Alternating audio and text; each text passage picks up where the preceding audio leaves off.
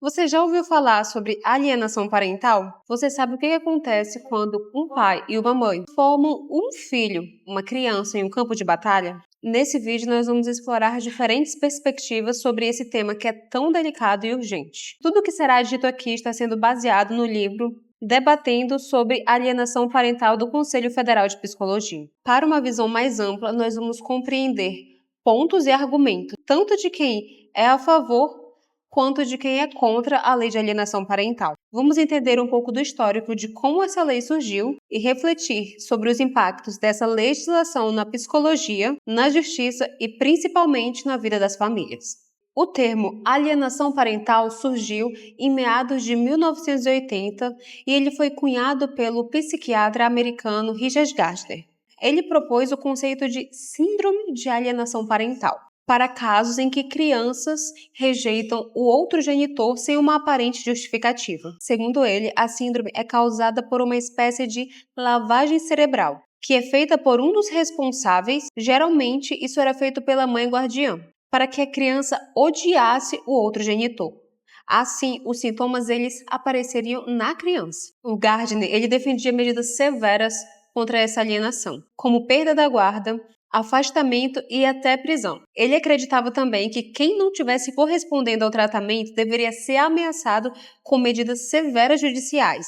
A razão pela qual esse tratamento ficou muito tempo conhecido como terapia da ameaça. O Gardner se esforçou muito, assim como outros ativistas, para fazer com que a síndrome da alienação parental fosse incluída no DSM-5.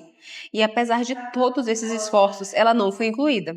O conceito começou a chegar aqui no Brasil por volta de 2006, onde associações de pais separados difundiram esse tema aqui no Brasil. A síndrome de alienação parental foi divulgada no Brasil a partir de 2006 por associações de pais separados que acreditavam que isso era um artifício utilizado por mães guardiãs que queriam afastar os pais da convivência desses filhos, apesar de, no momento, ainda nem haver estudo sobre alienação parental no Brasil. Acontece que a lei ela tem um caráter punitivista e busca encontrar quem é o alienador e quem é o alienado, considerando muitas vezes o contexto social e outras problemáticas que estão vinculadas intrinsecamente a esse tema. Quem critica a lei sustenta o ponto que temos hoje uma ampla judicialização da vida, onde se busca na justiça uma rápida solução para problemas que são muito complexos. Uma outra polêmica envolvendo a lei aconteceu em 2017, quando várias mães que haviam denunciado os pais por abuso sexual foram acusadas então de alienação parental, com base na premissa de que essas denúncias elas eram feitas por vingança. Por outro lado, afirma-se que a lei, nesses casos, estaria sendo utilizada para intimidar e silenciar mães que estavam buscando denunciar esses abusos. Uma outra crítica relevante é que alguns dispositivos da lei de alienação parental contrariam outros dispositivos, como é o caso do inciso 6 do artigo 2º da lei de alienação parental, que afirma, como uma forma exemplificativa de alienação parental, apresentar falsa denúncia contra genitor, cuidador, avós, para impedir a convivência deles com a criança ou adolescente. Só que, ao mesmo tempo, existem várias previsões no Estatuto da Criança e do Adolescente prevendo a obrigatoriedade de se comunicar tanto a violência quanto a suspeita de violência de crianças e adolescentes.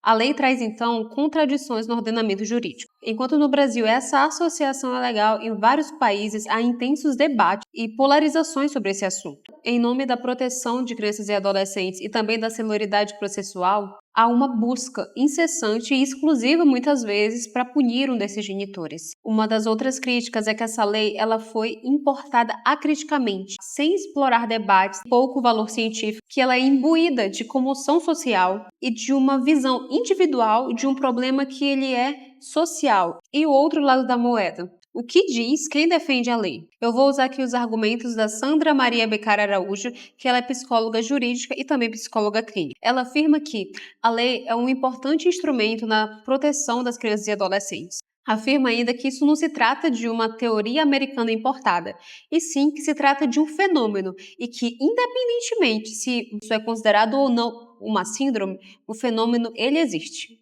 Que é isso que os profissionais observam na prática. A autora ainda afirma que esse afastamento da criança com o genitor pode provocar intenso sofrimento emocional, de dificuldades escolares e até mesmo depressão. E ela alerta que a finalidade da lei não é apenas punir por punir, e sim sobre preservar vínculos familiares. Dentre os perigos da aplicação dessa lei indiscriminada, nós podemos trazer aqui que os críticos afirmam que a lei tem sido usada para desacreditar mulheres que denunciam abuso. Um dos pontos mais importantes também é sobre a judicialização excessiva das relações familiares, que é um dos efeitos mais perigosos dessa lei. Mas e aí, como que pode ser resolvido isso? Hoje existem vários projetos de lei e vários movimentos que buscam a reforma dessa lei ou até mesmo a revogação dela. Ao mesmo tempo que não se pode ignorar o sofrimento que existe quando há conflito entre os genitores, também não se devem desprezar interesses e apropriações desse termo que são utilizados muitas vezes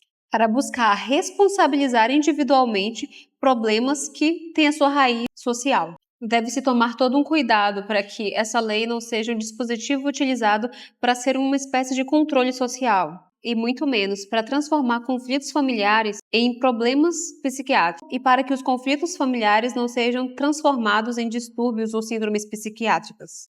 Muito mais do que limitar esse debate a argumentos contra ou a favor da lei de alienação parental, é necessário compreender a complexidade das relações familiares e ainda como que a psicologia ela vai responder às demandas de alienação parental, havendo ou não a lei.